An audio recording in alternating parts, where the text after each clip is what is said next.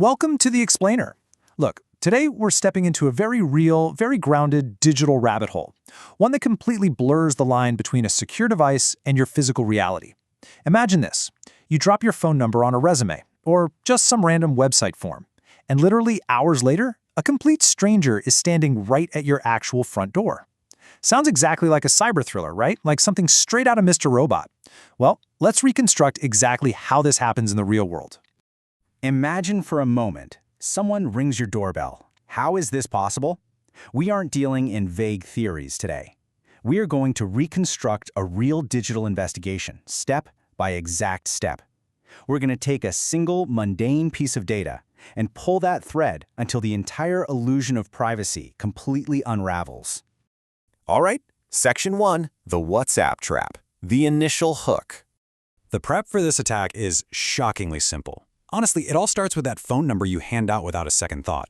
So the setup goes like this. The attacker uses WhatsApp on a computer, right? And alongside it, they're running a network analysis tool in the background, basically a scanner that's just quietly listening to the internet traffic. The investigator hits call. And here is the absolutely terrifying part. The target doesn't even need to answer. Literally a single ring, one fraction of a second, is enough for a connection to try and establish itself. And in that tiny digital handshake, boom, the scanner intercepts the target's public IP address. Which brings us to phase 2, the IP address revealed, from number to location. Now, for most of us, an IP address is just, a random string of numbers. But for an investigator, it is the absolute bridge between a digital device and the physical world. By taking that intercepted IP and just running it through free, publicly available routing services, the playing field instantly narrows down from the entire globe to a single city, Paris. In mere seconds, our target is localized.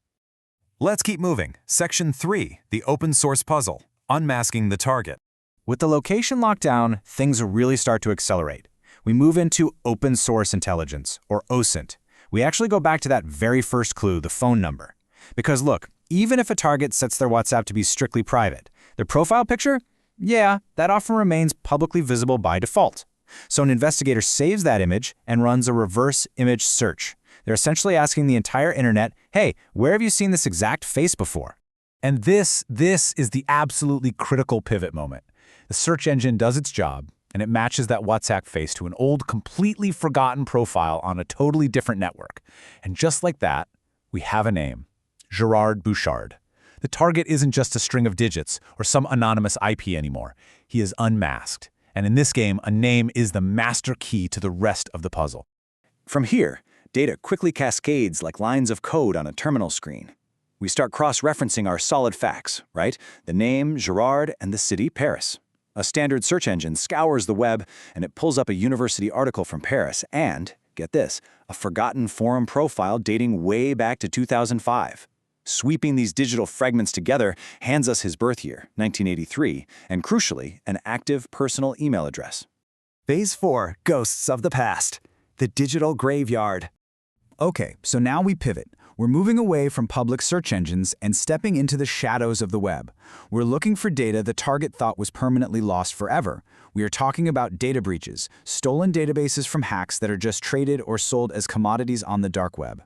I mean, imagine signing up for some random e-commerce site back in 2012. Years later, it gets hacked and the entire database of emails and passwords is leaked. Well, specialized services actually index these massive archives. So, when the investigator plugs Gerard's email address into one of these breach archives, the verdict comes back instantly, 9. Gerard's data has been exposed in 9 different public data breaches over the years. 9 separate times platforms just completely failed to secure his information. And among those 9 breaches is something infamous in the cybersecurity world, collection number 1. It's basically a digital tidal wave of billions of compiled, hacked accounts. Exploring this specific file uncovers the password associated with his email at that time, Osmos99. Now sure, it's an old password, but think about it. How many people do you know who reuse the exact same password for decades? That old key could very easily open up his current accounts today. Which leads us to our final phase. Phase 5. The physical address unveiled. Total system compromise. The crazy thing is, we don't even need to test that password to reach our climax, because not all data breaches are created equal. You see, a standard leak typically involves just emails and passwords. But one of those 9 breaches? It was a prospect leak from a data broker. When their servers fell, it wasn't just login credentials that leaked out into the wild. It was their entire database of names, dates of birth, and worst of all, plain text postal addresses. Literally absolutely no encryption whatsoever. And here is our final target lock-on. Target, Gerard Bouchard. Email, identified. Password, found. And his full exact physical address in Paris? Completely confirmed. The loop is totally closed. I really want you to step back for a second and realize what just happened. The investigator started with nothing but a phone number and a 1-second missed WhatsApp call. By utilizing basic network scanning, reverse image searches, Google dorking, and indexing past data breaches, they navigated straight to Gerard's front door. And he never even knew he was being watched. So this brings us to a deeply personal, frankly provocative question. What is the extent of your own digital footprint? Think about all those tiny, seemingly insignificant fragments of information you've casually left behind on forums, old apps, forgotten shopping sites. What story would they tell if someone decided to piece them all together today? Definitely think about that the next time you drop your phone number into an online form. Keep your data safe and keep learning.